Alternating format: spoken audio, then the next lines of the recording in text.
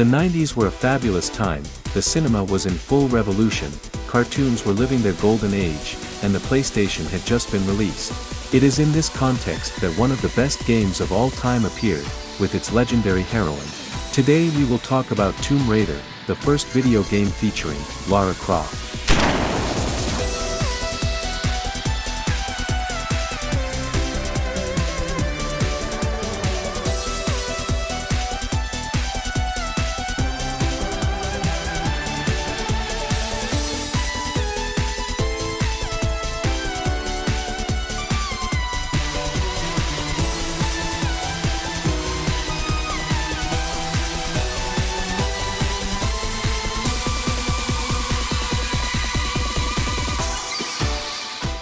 This video will not retrace the history of the development of the game but rather of Lara's adventure, an adventure that hides unsuspected secrets, some strange, others more disturbing. First of all, here is a summary of the main arc of the story as it is summarized on most websites. On July 16, 1945 in Los Alamos, New Mexico, a massive explosion caused by a nuclear test unearths an ancient circular device with strange markings from beneath the Earth's surface. In the aftermath of the explosion, the device opens to reveal a person in suspended animation. In 1996 India, Calcutta, Lara Croft has returned from an expedition to capture Bigfoot and is relaxing in the Imperial Hotel when she is approached by a Texan man named Larson. Larson introduces her via video screen to his employer, Jacqueline Natla, the owner of Natla Technologies. After failing to sway her with money, Natla asks for her assistance in acquiring a piece of a talisman known as the Scion, an ancient artifact located in the lost tomb of Qualopec, located in the mountains of Peru. Intrigued, Lara agrees to make the journey. With a guide, Lara travels to the snowy Peruvian mountains, eventually reaching a massive stone door. After climbing to the top and locating a switch, the door opens, revealing a pack of wild wolves who set themselves upon the guide. Though Lara swiftly uses her dual pistols to dispatch the wolves, she is unable to save the guide and so enters the tomb alone. After trekking through the caves, filled with both wolves and dart traps, Lara reaches the underground village of Vilcabamba, which Qualopec had ruled over before his death. While exploring she finds a large door that leads to a large underground waterfall obscuring the entrance to Qualopec's tomb. The gears for the mechanism that stops the waterfall are located in the Lost World, an ancient valley filled with carnivorous dinosaurs that had survived mass extinction. After battling the velociraptors and T-Rex inhabiting the Lost World, Lara retrieves the gears and stops the waterfall. Inside the tomb, the entrance to Qualopec's resting place is blocked by 3 gates. Braving traps and velociraptors, Lara finds the switches to unlock all 3 gates and enters Qualopec's tomb, where she finds his skeleton sitting on a throne, with 2 mummified corpses standing rigid on either side of him. After noticing that the one of the mummies topples over with a moan after she fires her pistols at it, Lara takes the piece of the Scion from the pedestal in the center of the room. This immediately causes the tomb to begin collapsing, and Lara barely escapes with her life, only to be attacked by Larson, who had followed her to Peru. After disarming and wounding him, Lara interrogates Larson, learning that Natla had sent him to kill her and take the Scion piece, and has also sent fellow treasure hunter Pierre Dupont after the rest of the pieces. After knocking Larson unconscious when he attempts to tackle her, Lara leaves the tomb with the intent to find out why Natla betrayed her. Having recently learnt that what she had collected from Qualopec's tomb in Peru is only merely a piece of the artifact Jacqueline Natla had hired her to find, Lara Croft decides to go to Natla Technologies in Seattle, realizing that her employer had double-crossed her by sending Larson after her. Lara is perched on the top of a lift with a blowtorch in one hand and begins to cut through the cable that holds the lift. When the cable is broken, the lift suddenly descends and Lara, holding the other end of the cable, is sent flying up the many floors of the building. Nearing the top, Lara releases her grip on the cable and lets her momentum carry her up to the roof. Natla is not present, so Lara ransacks her office to find an old prayer book from 1573 by a monk called Brother Herbert. Lara learns that the piece she is holding is a part of a relic called the Atlantean Scion, which once belonged to the 3 rulers of Atlantis, Qualopec and another called Taihocan amongst them. Taihocan's tomb and his piece of the Scion was rumored to have been buried beneath the monks' monastery, St. Francis Folly, in Greece. Lara sets off for Greece at once and discovers St. Francis Folly at the top of a mountainside. At the top, she finds evidence of a small campsite. Confirming the truth in Larsen's words back in Peru, Lara finds that Pierre Dupont is indeed seeking Taihoken's piece of the Scion. Lara then reaches out to open the old doors.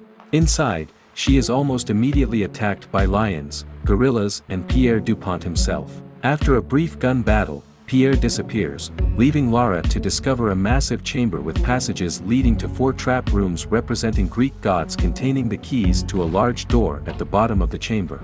After acquiring the keys and unlocking the doors, Lara delves deeper into the tomb.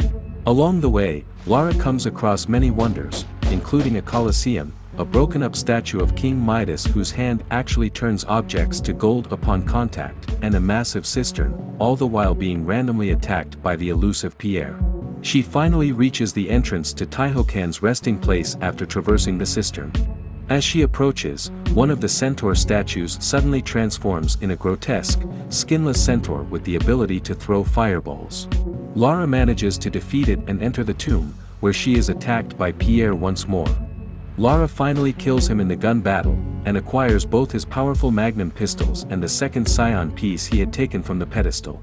She proceeds into Taihoken's resting place, where she finds both a sarcophagus and a mural stating that Taihoken was one of the 2 just rulers of Atlantis, indicating that Qualopec had also been an Atlantean ruler. Lara proceeds to join the 2 pieces of the Scion together, and receives a vision of Atlantis's destruction. In it, she sees gruesome creatures and a mysterious figure being imprisoned after having the 3rd and final piece of the Scion being taken from them, and hidden in a tomb located in Egypt. Guided by the vision, Lara acquires a motorbike and travels to the lost city of Kamun, an underground complex of ruins and tombs laden with traps. She also encounters mummified panthers who come alive and attack her upon approach, though Lara succeeds in locating the final piece of the Scion beneath a full-size sphinx. She also faces Larsen one last time. Though Larsen is now determined to kill her, Lara ends his life for good and takes the Scion. After escaping the tomb, Lara is ambushed by Natla and her henchmen, a skateboarder, a cowboy and a large man in a trench coat. Held tightly by the large man, Lara has her guns and the fully assembled Scion taken from her, but before the henchmen can carry out Natla's order to kill her, she breaks free and dives into the river far below. Instead of pursuing, Natla and her henchmen return to her car and head to the coast. Lara returns to her bike and takes off in pursuit, eventually find them taking off in a yacht. Lara drives her motorbike off a raised bit of earth and dives into the water, barely making it to the yacht in time. She stealthily climbs below decks into a storage room and falls asleep from exhaustion. She wakes up sometime later to find that they have arrived at their destination, a deserted island in the middle of the ocean. Lara enters through a coastal cave and discovers Natla's mines, a series of caverns that have been under extensive mining operations. She eventually retrieves her pistols from a small hut and defeats the cowboy upon encountering him. She retrieves her magnums and later the Uzis after defeating the skateboarder. She finally defeats the large man outside the excavated entrance to the Great Pyramid of Atlantis, hidden beneath the mountain. After retrieving her shotgun, Lara opens the pyramid doors and enters just as Natla places the completed Scion on a pedestal at the top of the pyramid, restoring power to the entire building. Inside the pyramid, Lara finds the walls covered in pulsating flesh and pods that when hatched released the same mutants she had seen in her vision. Despite daunting odds, Lara makes her way up the pyramid, mostly by ascending the center chamber, an impossibly tall shaft with a pit of lava at the bottom. Along the way, Lara encounters a skinless doppelganger of herself that copies her every move, but manages to trick it into falling into a pit of lava. Against all odds, Lara reaches the top of the shaft where the Scion is kept. Upon attempting to remove it, Lara receives another vision. In the vision, it is revealed that Natla is the 3rd ruler of Atlantis. Thousands of years ago, she had betrayed her co-rulers by using the Scion for genetic experimentation in order to create an army of mutants. As punishment for her crimes, Natla had her piece of the Scion confiscated and she was imprisoned in a cryogenic device. She remained trapped in that device up until the nuclear test in the prologue. After the vision ends, Lara is greeted by Natla herself. Natla casually reveals that she plans to finish what she had started and create an army of even more powerful mutants. In her words, to strengthen humanity, who she sees has turned into a bunch of lingering wimps with natural selection being at an all-time low. The first of these mutants is gestating in a large pod on the far side of the shaft. Deciding that the only way to stop Natla would be to destroy the Scion, Lara aimed her pistols, only for Natla to tackle her in a panic and send them both falling into the shaft. Lara manages to save herself while Natla falls to her apparent death, just as the pod hatches and releases a massive mutant that has no legs and so drags itself around on its torso. Lara defeats it and makes her way back to the top of the shaft, where she fires at the Scion and destroys it. The Scion's destruction causes a chain reaction that threatens to destroy the pyramid, and Lara has to quickly make her way through collapsing chambers filled with lava. As she nears the exit, she encounters Natla, now showing her true form as an Atlantean and sporting functional wings and the ability to throw fireballs. Lara kills her for good and escapes the exploding island on Natla's yacht. This scenario seems simplistic in comparison to modern games, but this simplicity may just be a camouflage. After all, it's an archaeology-based game, so let's analyze it in detail to see if it hides any unsuspected secrets. The story begins in 1945 in New Mexico, in the city of Los Alamos.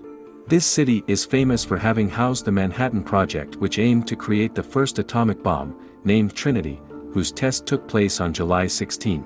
There is no doubt that we are indeed in New Mexico. The snake produces a characteristic sound which resembles the Texas rattlesnake, which is endemic to this region. As the explosion is nuclear, it means that Natla's sarcophagus was heavily irradiated at this moment. The horror is that the creatures she will create later have the appearance of a human body after being severely irradiated. Radiation is known to produce variations in DNA, and Natla seeks to create a superior species. That's why they are called mutants. In 1996, the theme that scared people was cloning and DNA manipulation. It was the theme of many fictions. Without mention of the date, the explosion could also be a volcanic eruption. This area is famous for hosting the Valles caldera, which is a supervolcano similar to Yellowstone. An explosive volcano can produce these characteristic waves in the atmosphere without radiation. But as no volcanic explosion occurred in 1945, we can conclude that it is truly the site which served for the test of the bomb. This place is not a hazardous choice. After the explosion, Robert Oppenheimer, who had worked on the project, reportedly quoted a verse from the Bhagavad Gita, notably being, "Now I am becoming death, the destroyer of worlds." Natla is an Atlantean queen. Atlantis was engulfed by an unknown cataclysm partly through her fault, and it ushered the world into a new era, just like the mastery of the atom. This is precisely what the return of Natla heralds, as her goal is to create a new era by annihilating the world. Even create new breeds. Kind of evolution on steroids then. A kick in the pants. It all happens in New Mexico, a name given to symbolize a new beginning, and the asteroid that supposedly wiped out the dinosaurs fell in Mexico. It's obviously a coincidence because New Mexico got its name after the war, but I like the idea that this is a special place where new eras occur. The most incredible thing in this sequence is that Natla is able to survive an atomic bomb while being cryogenized in a kind of giant fridge. Lara Croft and the Tomb Raider franchise are officially inspired by Indiana Jones, but it is not impossible that Indiana Jones was inspired by the game afterwards. In the fourth film, Indiana survives a nuclear bomb 12 years after Natla, and he does so by hiding in a fridge. It's funny because the fridge has always been a strangely important element in Tomb Raider. The explosion of the movie takes place in Nevada and the beginning of the story in Area 51, two places that Lara will visit in the third opus. In this scene we can also see the Ark of the Covenant completely neglected in a warehouse, just as it was in the Croft Manor, where it is simply placed at the entrance without any protection. Still in this fourth film, Indiana travels to Peru. The crystal skulls he has to collect behave like the Scion's fragments, indicating the direction to take, and the alien's tomb collapses like the tomb of Qualopec. There is even the calendar on the floor that can be found in the first level, and even the final scene is an exploding pyramid. The fifth movie is rumored to have scenes set in Italy, in the ruins of a Colosseum, a Roman temple, and may even involve time travel. Will there be a Lost Valley? Or even Atlantis? This is a possibility because there is already a game on this theme released in 1992. Despite her extraordinary faculties, Natla cannot do everything on her own. She creates a company based on technology, but which is probably responsible for studying genetic in secret. More information is revealed in the next opuses, but originally we can only guess. She hires Larson, who is in charge of finding Lara Croft, who is in India. We don't know if he had any difficulty getting in touch with her. We only know that she is famous and that she travels around the world. Larson gives her a magazine written in English which title that she has defeated Bigfoot. The presence of Lara in India could therefore be explained by the idea that there would be several Bigfoot in the world. The abominable snowman is the mountain version of Bigfoot, and he would live in the Himalayas, so possibly in India. She would be there to investigate about this creature. This detail strangely characterizes Lara, because at this time she is an archaeologist. The purpose of an archaeologist is to study the human being through all the material remains that have survived over the centuries. Nothing indicates that she is already a tomb raider. The objects collected in her adventures only appear in her mansion from the second game. What makes her go from being an archaeologist to a tomb raider is the obligation that she has to keep certain relics too dangerous to be stored in a museum. India could also be a nod to the Bhagavad Gita, the text that contains the reference to the destroyer of worlds, one of the fundamental writings of Hinduism. Wouldn't it be great if this magazine spoke of that? What makes the difference between Lara and Larson is that she is already rich. Although Larson owns a golden gun, it is likely that he is acting for the money. We're sure he's a competent mercenary because he manages to find the last piece of the Scion a bit later and doesn't hesitate to shoot Lara. The cutscene also shows that Natla is not short of money. As the story takes place in 1996, it means that it took her 51 years to create a fortune, unlike Lara, who is an heiress of a rich family. Let's keep in mind that it's 1996 and she has the technology to carry out a facecam conversation on a laptop, without any wire for the internet connection and without any lag, in India. In the remake, she even has a camera that follows her automatically. At one point I even thought it was a pre-recorded video because it's weird that she turns to tell Larson to shut up. Seal it, Larson. Ma'am. But no, it's live, from a computer of its own brand. That's amazing. Her way of doing things suggests that she does not have extraordinary powers at the beginning of the story, because if she did, it would have been easier to use them to control powerful people, rather to do everything alone. We can only assume that she kept her Atlantean characteristics because she doesn't look old, and the Atlanteans had a reputation for being very long-lived. The name Natla is of course an anagram of Atlantis, but her first name, Jacqueline, is the first name she chose when she returned in 1945. It was a very common first name at that time. It means in Hebrew, the one whom God favors and protects. This seems to be the case because she actually survived her cryogenization, then the atomic bomb. In Tomb Raider Anniversary she describes herself as immortal, but the other two Atlantean leaders are dead. Yet Natla seems really immortal. I cannot die, you fool. That would explain the use of cryogenization, because it's the best way to neutralize someone who can't die. Unless the Atlanteans were against the death penalty, something rarely assumed but possible if we take into account that it was a very advanced society and close to the gods. The end of Atlantis would then have produced new civilizations with different customs, some practicing human sacrifice, slavery, or the death penalty. Natla was banished for building an army, perhaps the first army in history since the Atlanteans lived in a utopian peace. Breaking that peace was probably the worst crime possible in this context. Whether Natla is immortal or not, it is certain that her resistance is also spectacular and her creatures are truly superior to terrestrial predators. They are faster, more powerful, tougher. Maybe she has accelerated regeneration abilities, as she proves at the end of the game. Even lava can't kill her. Or maybe she is temporarily mortal, being reborn after her death. You can't bump off me and my brood so easy, Lara. It is a characteristic of Mothra from the Godzilla franchise. Godzilla is also a monster that appears specifically after the discovery of atom bending. So at the same time as Natla, Mothra is the mother goddess. When she dies, she reappears under the shape of a giant egg. If Natla is a name that refers to the Atlanteans, it could also refer to her power of natality. The Great Pyramid is filled with eggs that gives birth to embryonic creatures with kinds of umbilical cords. The first time we encounter these creatures is in the sanctuary of the Scion, the place that protects Natla's fragment. Before that, we only saw mummies. If Natla has a special power inherited from the gods, Was this the case for the other kings of Atlantis? They were clearly not immortal, but we can assume that they were a balanced trio, so two characteristics that Natla would lack, such as wisdom or humility. Let's just do it. The game tells us that Vilcabamba is in Peru, which is correct. It is actually the last kingdom of the Incas. It is a geographical area that extends around the city into the snowy mountains. The city served as a refuge for the last Incas, which could explain the many traps. The ruins were discovered in 1892 and the main finds in 1964. The fall of the last emperor came in 1572. Therefore the remains are around 400 years old. Archaeologists have dated these remains with ceramics and textiles like those seen in the level. It's unlikely the suspension bridge has held up all this time. Maybe these were supposed to be tricked into knocking Lara down into the wolf pit and that was abandoned during game development. That's interesting because these bridges have become a case of Mandela effect. More and more people remember that they were trapped. In fact, they were breakable in the remake, but never in the original. The first level also hides an unknown secret with a large calendar which is actually a Mayan calendar. The Mayan civilization flourished in Central America and is prior to the Incas.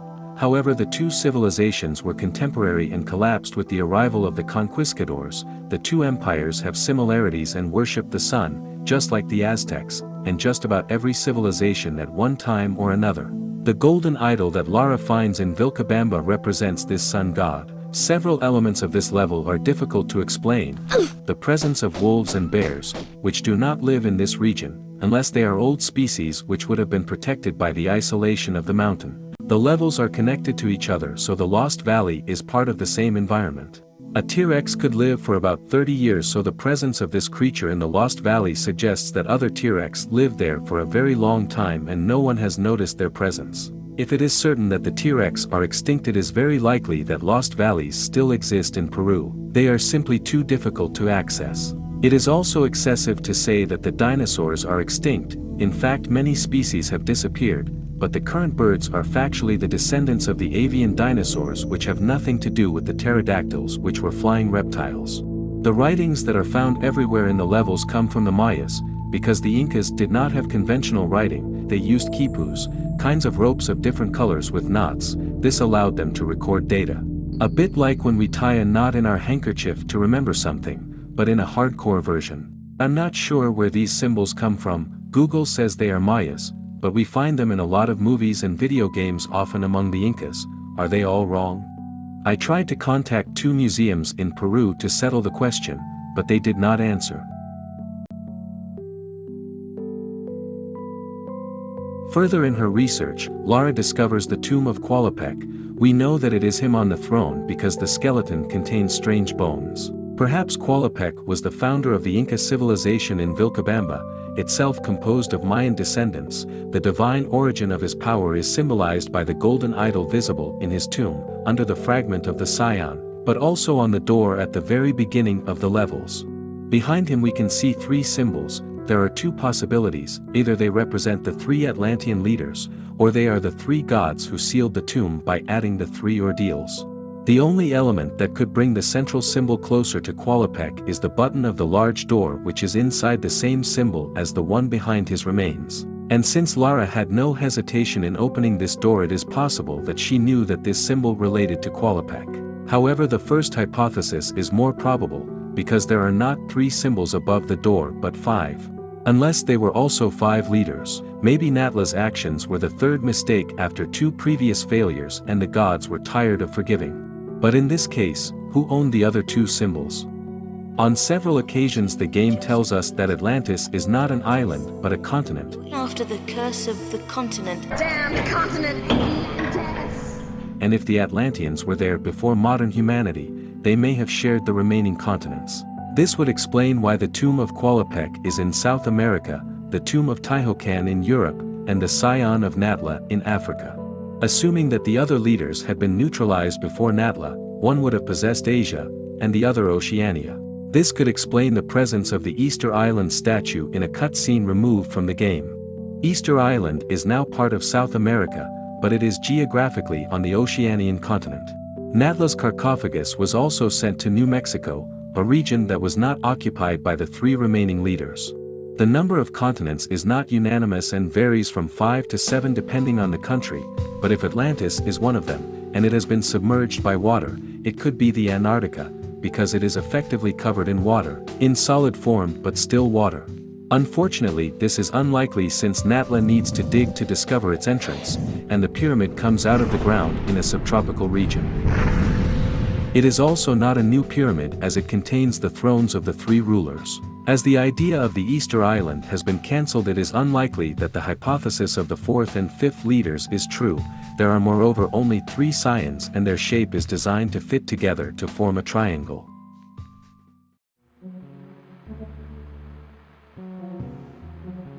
It is difficult to estimate the distance traveled by the pleasure boat. On average, the tanks have a capacity of 750 liters, but the consumption varies enormously depending on the speed, ranging from 3 liters to 20 liters per hour.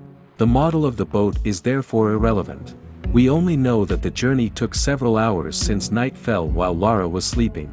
The initial speed of the boat is not high since Lara gets to climb on board, and it can go very fast as seen at the end of the game, but there is no indication of its cruising speed. The island could be anywhere in the Mediterranean Sea if we consider that the boat leaves from Egypt, not to mention the unpredictability of the marine environment. On the other hand, it would be strange if Atlantis were not located in the Atlantic Ocean. If the continent sank by natural forces, it was located on the edge of a tectonic plate, but the 2 plates under the Atlantic repel each other. The areas where they collide are the mountains, which makes the Mediterranean a more relevant place for an underwater disappearance, but nothing is certain.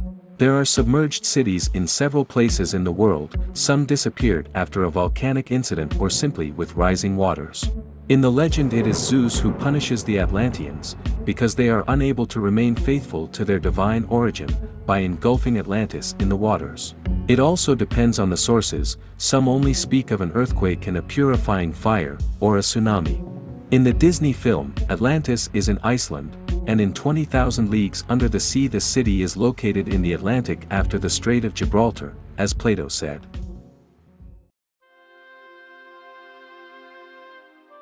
The tomb of Teotihuacan is under the monument of Saint Francis in Greece. Lara learns it by reading the book of the monk Herbert. This tomb is protected by 4 rooms which contain a key, and the choice of the 4 mythological characters makes sense. Zeus, who according to legend took the decision to destroy Atlantis. Poseidon, who is the god of the seas necessarily involved since the city was destroyed by the waters. Atlas, who is a titan condemned to carry the celestial sphere. He has a link with Atlantis, because in Greek Atlantis means daughter of Atlas, and he had 3 daughters. After all, nothing indicates that Qualopec and Teotihuacan are not women. Zeus defeated Atlas and transformed him into a mountain. And finally there is Damocles, who in the legend served a tyrant and had the role of flattering him. His annoyed master had temporarily given him his place, which caused a sword to appear above his head to symbolize the dangerousness of being powerful. The Atlantean leaders were semi-gods and abused their powers, which angered the gods. This is why it is advisable to walk to avoid these pitfalls, as a sign of humility. Of course, the gates of Zeus and Poseidon indicate Thor and Neptune, an official inaccuracy which was corrected in the remake because these gods have almost identical characteristics. Further, Lara discovers a monument dedicated to Midas, who is a human who obtained from a god the power to transform everything he touches into gold. It is coherent to have placed this hand in this place, because the myth of Midas illustrates the negative effects of too much desire, as well as the pursuit of happiness through the accumulation of wealth. This is also a trial intended to deter anyone from finding the Scion fragment. As the power of this hand is already strong, it is likely that Pierre and Larsen would have failed at this stage. But not Lara, who in addition to only doing it for sport, is already rich enough not to be tempted to stop there. Moreover, if the gods wanted to prevent anyone from obtaining the fragment of the Scion, they would have simply disintegrated it. Here all these traps are tests to guarantee the purity of the one who will manage to cross them. Perhaps the gods recognize their mistake in giving powers to the Atlanteans and seek a more worthy successor to those powers. In the end, Lara destroys the Scion, but what would she have done with it if she had had the choice to keep it? It's a question left unanswered until the second game, where Lara decides to keep the dagger of Scion without using it. We notice that Pierre is ahead of Lara in the St. Francis monument, then in the Colosseum, then Lara overtakes him in the palace of Midas where he does not appear. Then he reappears in the cistern and he is the first to find the fragment of the Scion. It can be noted that he managed to get it without triggering the centaur's trap. Maybe he's protected by a Natla spell that can control mutants. That would also explain how he's still alive after being shot so many times by Lara. Maybe he even served as a human prototype to benefit the latest advances from Natla technology. Larson could also have benefited from this technology, because his first sentence after being injured is, "I'll heal and hide you to a barn door yet." Of course. This line is surprising considering the context of the scene. He couldn't have known that Lara was going to spare him an answering that might give her a reason to finish him off. Except if he was certain to regenerate at some point because he looks completely healed later in the adventure. When Lara finds the second fragment of the Scion, she has a vision. Several images scroll quickly. Here they are. A Mayan symbol with a 3D neuron. A kind of dial that looks like Natla's sarcophagus. A piece of the Scion. Geometric lines. Again the Scion. A cave painting. The Scion. An unknown symbol. A gold coin. An aerial photo or lava. A handshake. A tiger. The inside of a metal structure. I don't know, something computer generated. A Mayan symbol. A skull with the hat in the shape of the sun. A snowflake. The Scion. Again the cave painting. The Scion. The symbol again. The Scion. An embryo. The imprint of a hand. An ear. An eye. The Scion. The pyramid with the 3 leaders who each carry a part of the Scion. Then Natla who steals the Scion. Creatures. On this plan I always imagined that Natla was on the left, attached to a structure, with one of the 2 leaders asking the other something. But the one on the left is actually Qualopec with its weird arms, the one on the ground is Natla. We then see Taihokan remove her Scion and throw it. Then Natla imprisoned. The end of Atlantis, possibly caused by a meteor. The tsunami on the city. The drowned Atlanteans. The entrance to the city of Kamun in Egypt. The vision contains a total of 37 parts.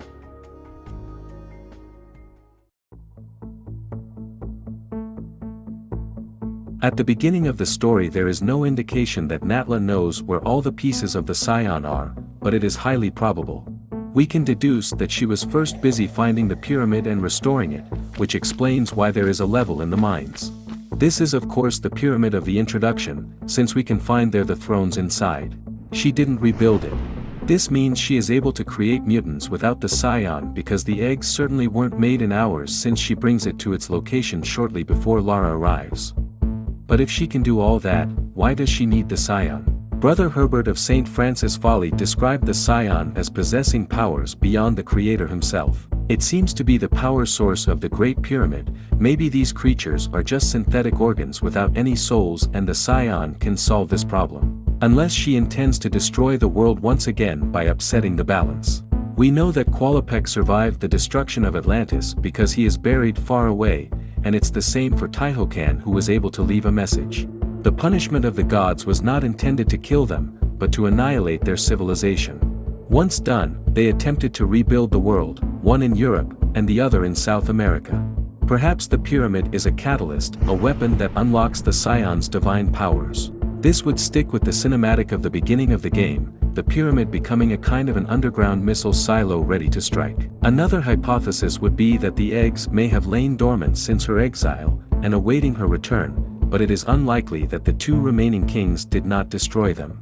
We have to keep in mind that Natla had to hide her identity from everyone since 1945, that's why the 3 men do not seem authorized to enter the pyramid since they guard the mine without knowing that Lara is there, and she does not entirely trust them since she comes in person to recover the 3 pieces of the Scion. There is also no human presence inside the pyramid other than the doppelganger who is more of a mutant prototype than a human.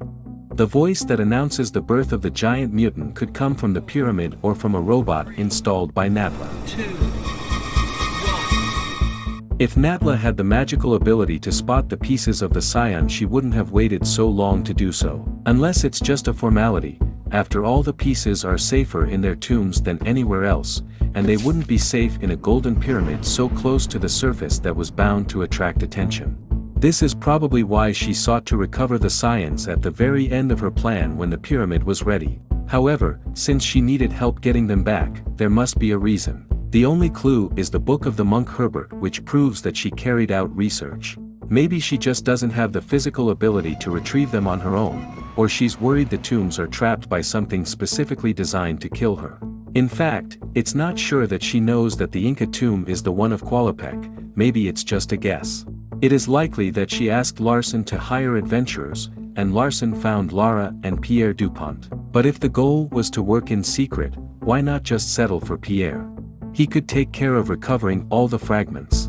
The way Lara talks about Pierre seems to indicate that she knows him. He may be an equally famous adventurer. Pierre, you litterbug. Natla knows what the Scion's pieces are capable of. The problem is that when multiple shards are put together they reveal the position of the third, as well as Natla's real identity through the visions. That's probably Larsen's main role, getting rid of the grave robbers and bringing the fragments back to Natla one by one to make sure she's still the only one who knows where the third is. This explains that he knows that Pierre is on the trail of the second artifact, because he also recruited him and was also in charge of killing him. But it was first necessary to bring back the Scion of Lara to know where to recover Pierre's one. But since he failed, Natla sent him to Egypt to recover the last piece in the sanctuary to get ahead of Lara, who doesn't know where it is yet. This is Natla's problem. She needs experienced adventurers to find the pieces of the Scion, but she has to hide the fact that there are 3 of them. She could use Larsen to retrieve the fragments, but his death would be problematic. Larsen's presence at the exit of the Qualopec tomb is also to verify that Lara came out alive and with the artifact. Maybe even the skeletons are other adventurers that failed before Lara. Natla couldn't know who would come out of the sanctuary with the 3 pieces of the Scion, Lara, Larsen, or even Pierre, because she didn't know which adventurer defeated the other in the tomb of Taihokan. Moreover, they couldn't figure out that it was Lara coming out of the rift since she was in the shadows. They were there to collect the pieces of the Scion no matter who was carrying it. And since Larsen is not visible in this level until the last room, it is likely that he came with Natla. He was probably doomed, because even if he came out with all the fragments he would have known who Natla was after receiving the vision. Left Larsen sucking wind then, eh? The fact that Natla is present on the spot is the confirmation that she knew that the 3 Scions were going to be reunited in this place and that she absolutely had to recover them as quickly as possible to avoid being betrayed. None of the people present would have collaborated knowing what Natla really wanted. Apart from Lara, only the bald man held the parts of the Scion in his hand, but not long enough to receive the vision. Therefore Natla knew the location of this fragment, but also that the bearer of the other 2 fragments was going there, and the only way to find out was by knowing the visions that the assembled fragments provide. But that doesn't explain how she knows where the 3rd fragment is. Maybe she always knew since it's hers. That would explain how she knows where the exit is, or maybe she saw Lara's vision from a distance. We don't know how she rediscovered the pyramid, so we can assume she still has intuitions related to her powers. There are several ways to calculate the dimensions of the levels. According to sources, Lara was 1.8 meter tall in the first games. We could then estimate the size of a block. And as the game is built with this block system, we just have to count them. When the process is impossible, we can use the outside view of the level and report the measurements to add them up. With this system we can estimate that the biggest fall of the game is 54 meters. If the game's gravity was similar to Earth, then Lara would take 3.3 seconds to hit the lava. But in the game it's much more, 6.68 seconds. Gravity would therefore be 4 times too weak, because it is an acceleration. But the calculation is inaccurate because the game seems to have a speed limit which is reached very quickly, as if the air is so dense that it prevents Lara from accelerating further. This speed limit is reached when Lara starts screaming. This happens after 1.64 seconds. After falling 13.2 meters with Earth's gravity, Lara could then survive a 13 meters drop. Then she would fall for 5.08 seconds at a constant speed of 16.08 meters per second, so 81.7 meters. The highest drop in the game would then be 95 meters, and since 27 blocks can be placed inside this drop, each one would be 3.5 meters, Lara would then be far too tall. And if we consider that Lara is 1.8 meter tall, the only way to adapt the calculation would be by reducing the gravity until the values match. Lara would fall 7.5 meters before screaming, then spend around 5 seconds at a constant speed of 9.2 meters per second, to reach 54 meters in total. To summarize, if Lara is 1.8 meters tall, this fall is 54 meters, she cannot survive a fall greater than 7.5 meters. The gravity of the game would be 5.6 meters per second squared, or 1.75 times weaker than on Earth. If these values are correct, we should get more realistic jumps by speeding up the game 1.75 times. Which gives this. The NTSC version of the game is speeded up by 20%, which explains why the sounds are also slightly different, but this is not enough to make the jumps realistic.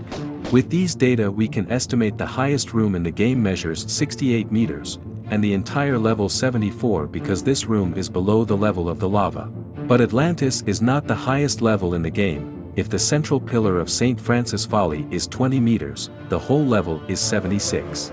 In comparison, the obelisk of Kmun is only 40, and 58 for the sanctuary of the Scion.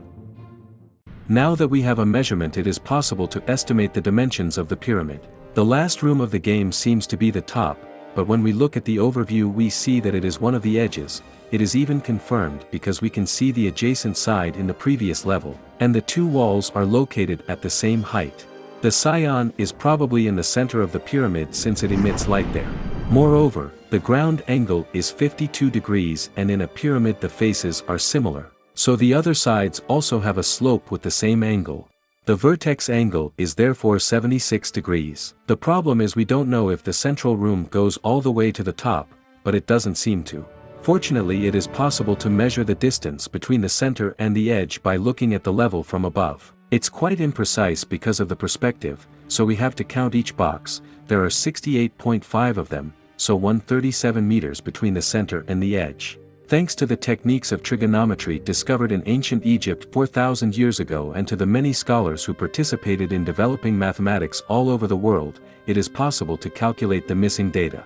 So the height of the pyramid would be 175 meters high, with sides of 274 meters, so there are 100 meters above the Scion room, probably less since the top is flat. This remains larger than the Pyramid of Cheops, which was 146 meters at the end of its construction with 230 meters on the side. A fun fact is that the inclination of this pyramid is also 52 degrees, so it's probably not a coincidence. This also means that it would be perfectly possible to place such a room in the current pyramid. We can also estimate the height of Lara's dive. With Earth's gravity and a fall of 4.64 seconds we obtain a depth of 105 meters. With game gravity, 60 meters, and taking into account the speed limit, 35 meters. The world record being 59 meters, this jump is possible, especially for Lara Croft.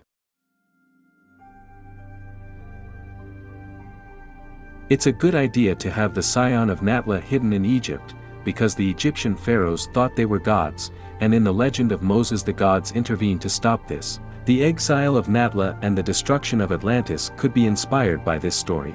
The Temple of Atlantis is a pyramidal shape as found in Egypt and Peru. This form is the most stable and the easiest to achieve with blocks of stone. If they are found all over the world, it is because the other less stable structures have collapsed over time. There are even pyramids in China, most of which are around Scion. We can also take into account the context of 1996. We had Stargate in 1994, whose design of the god resembles that of Teotihuacan, both ancient and futuristic. He also speaks with an excessively deep voice. Energy from our pyramid. Other fictions have made a connection between the pyramids and Atlantis, like the 2004 series, Stargate Atlantis, where Atlantis is under the ice of Antarctica. There are other amusing coincidences, for example the Sphinx in the game has similar dimensions to the Sphinx of Giza. The word Sphinx comes from ancient Greek and other older languages which originally means hidden. Its presence in the place that conceals Natla's Scion is therefore justified. On the official page of the Sphinx on Wikipedia there is also mention of Atlantis, so according to Edgar Cayce, the Atlanteans would have left records there containing the entire history of humanity in the archives room, accessible underground room through the right paw of the Sphinx. His writings dating back to 1990 could have inspired this level because there is an opening next to the right paw, and the Scion hidden in this level is a relic that can contain recordings. All rooms are protected by Egyptian talismans that refer to their mythology. If the Greek gods protected the Scion of Tehucan, it is probably the case for Natla and Qualopec. The main Inca gods were the condor, the cougar, and the snake. Perhaps the 5 symbols represent the Mayan gods in addition to the Inca gold idol.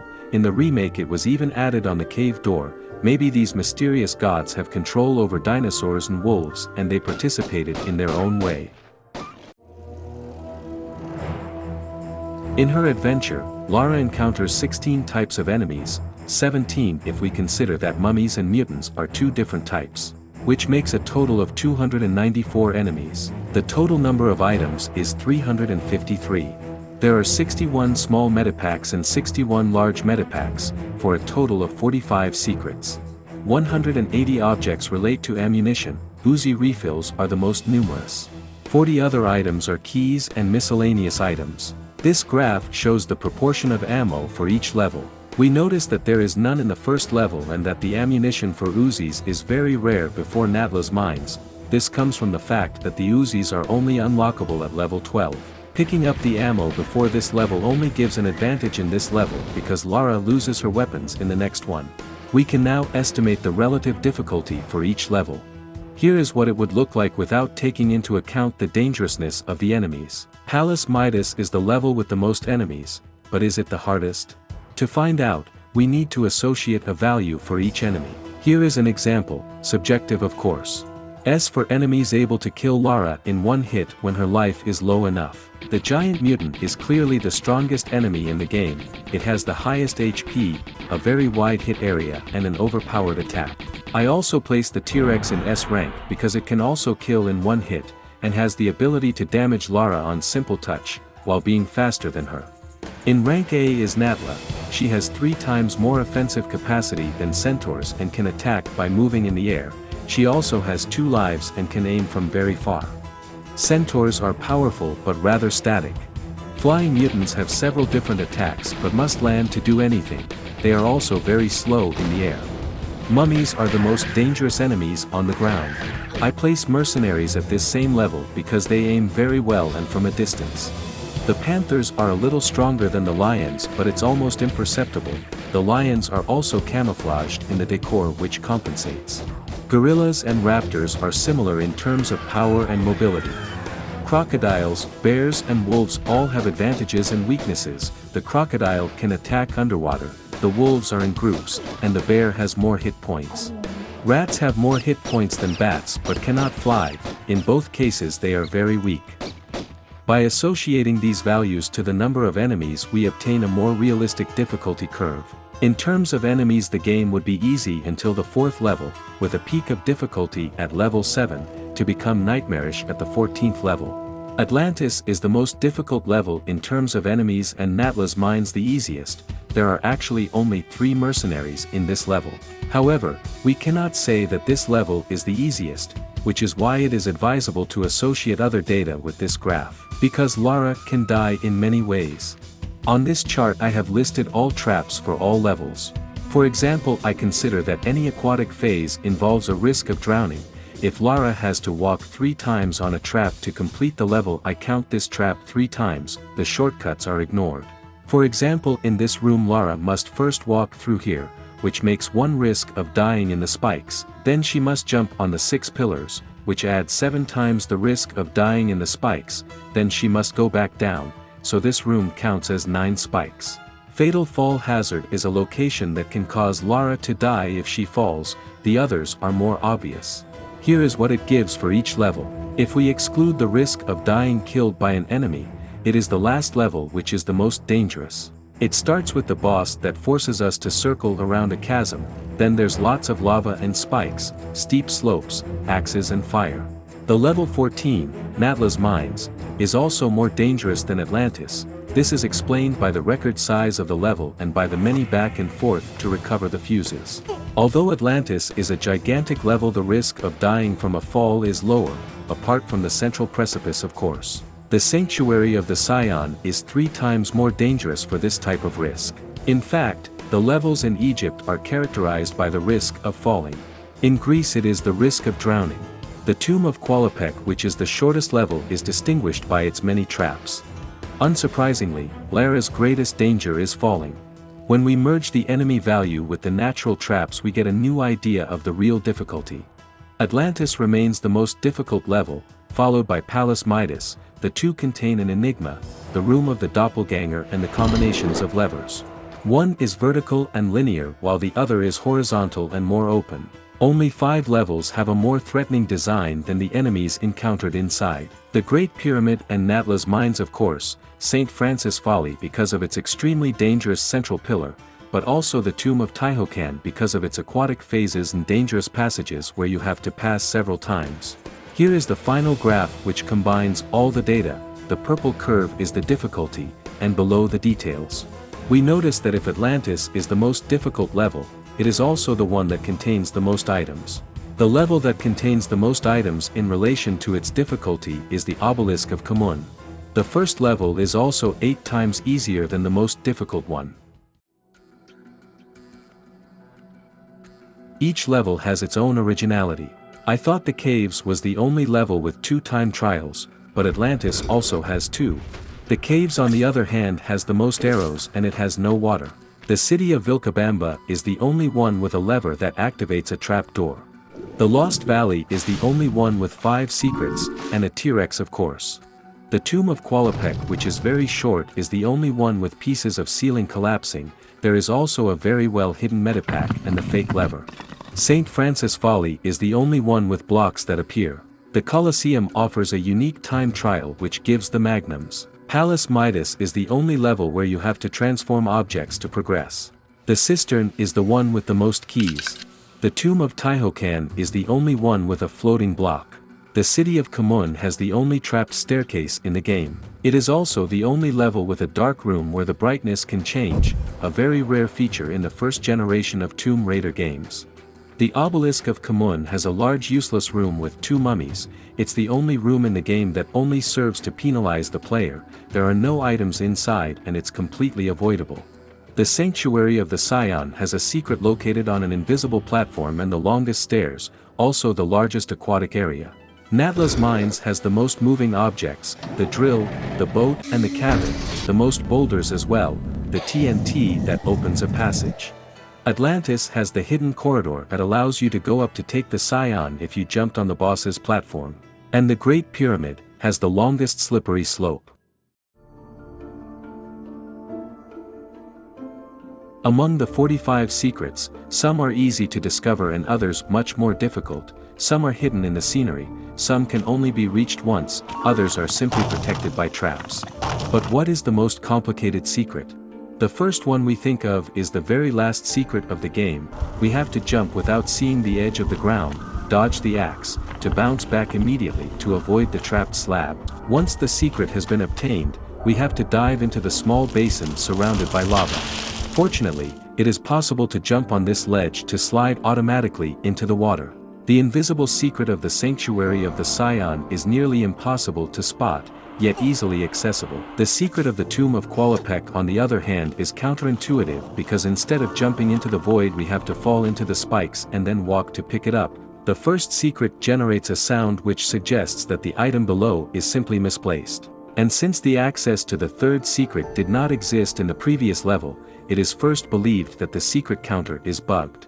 But we can find worse. The first secret of Natla's Mines is trapped. We find ourselves sliding between 2 slopes with lava in the center until the hatch is raised. In the Colosseum there is the time trial of the columns which involves a succession of perfect jumps. The major difficulty is that the slab which activates the event is invisible. The secret of the Tomb of Taihokan has the same system. This time we have to walk on 3 slabs with a different texture to open the door, then we have to bounce on slippery slopes to reach the secret. The room is protected by a crocodile and a trapdoor, and the secret can only be accessed before filling the room. There is an even harder one, this secret located in the St. Francis Monument. To activate it we must first understand that it is behind this door. To open it we must walk on this slab.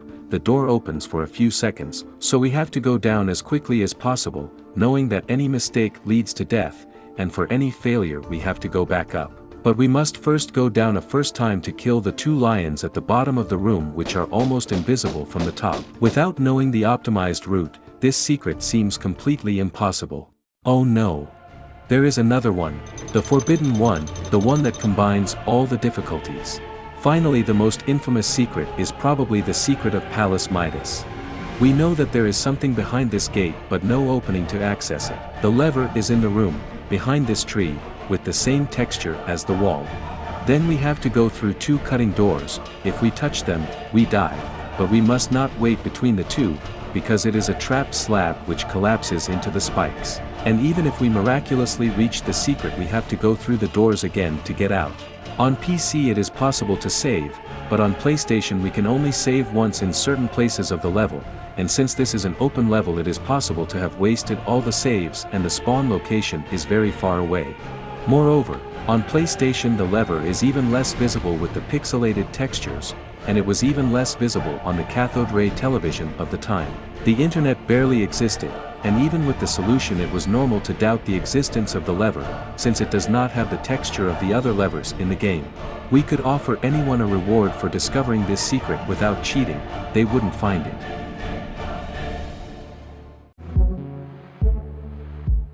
Did you know that the text Lara read aloud from Herbert's book is actually written on the pages? It's barely readable in the original version, but thanks to artificial intelligence we can see that all the words have always been there. In the same cutscene at Natla Technologies, Lara searched through all the furniture to find Herbert's book. On the floor we see that she opened a box containing money, and she didn't steal it. It is a mistake, because she told Natla that she was acting for sport, which leaves no doubt that it was really her who came to the offices, since a thief would have taken the money. We can also see that Lara has a grappling hook from the very first game. The limitations of the time made its use impossible. She also has a knife in her boot. According to sources she could have used a knife in the 3rd game, but it was only added in the 4th without being usable. It's Werner who fights off boars with the knife in the tutorial. The 2nd lever of Palace Midas is already in the correct position to open the 4 doors, there is no reason to touch it. In the 1st level we can see a texture of a lever hidden in a wall, just like in the tomb of Taihoken. Pierre has eaten beans with tomato sauce. We also see that Lara throws the can on the ground before moving towards the door. Natla's car is a Mercedes, a French brand. Jacqueline is a very common name in France, just like Pierre Dupont. When Lara is captured we can see that Natla recovers the 3 Scions, however if we look closely we only see 2 pieces on the images. Lara's motorcycle is a Norton Street Fighter, a very rare motorcycle of which there are only 50 copies. In the remake it is a Ducati Monster. This is the end of the video. Thank you all for commenting on the previous one. As expected the new algorithm is difficult, and once again this content is not sponsored, so any help promoting this one will be appreciated. Thanks for watching.